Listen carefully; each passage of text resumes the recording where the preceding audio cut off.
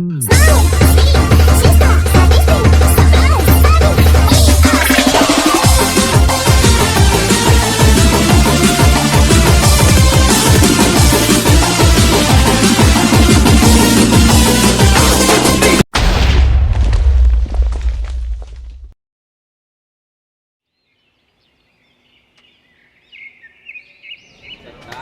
dengar tentang asuransi, tapi masih bingung fungsinya apa? Yuk kita bahas dengan simpel tapi lengkap. Karena ternyata asuransi itu bukan cuma untuk jaga-jaga aja loh. Asuransi juga berfungsi untuk perekonomian.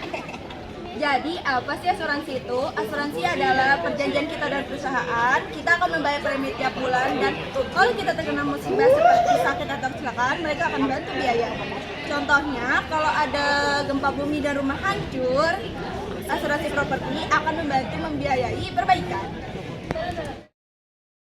Ada yang tahu apa itu landasan hukum asuransi? Landasan hukum asuransi dibagi menjadi dua.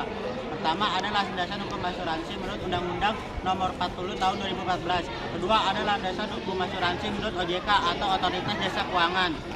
Landasan hukum asuransi dulu diatur oleh KUHD, tapi juga banyak diubah oleh aturan baru.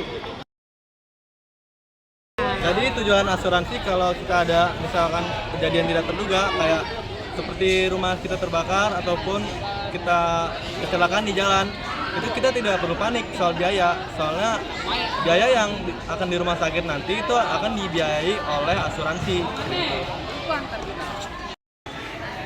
Manfaat asuransi bagi ekonomi. Yang pertama yaitu mengurangi beban biaya saat musibah. Yang kedua, membuat ekonomi menjadi stabil apalagi buat usaha.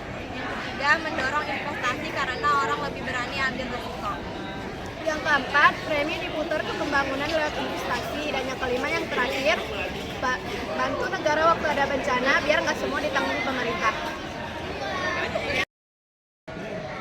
Tugas dan fungsi asuransi di antara lain adalah untuk ngebantu ngatur resiko yang bisa terjadi dan mengumpulkan dana dari premi nasabah dan bayar klaim kalau nasabah kena musibah, dan juga ngasih edukasi biar masyarakat ngerti pentingnya manajemen resiko.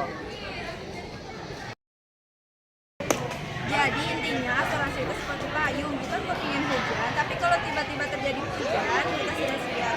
Nggak cuma untuk melindungi diri sendiri, tapi juga agar perekonomian tetap stabil, dari menolong biaya musibah sampai bantu pembangunan lewat investasi. terus punya asuransi itu tandanya kita juga udah mikirin sampai jauh-jauh hari dan kita bisa menjaga keuangan kita dengan bijak. Semoga kalian mengerti ya.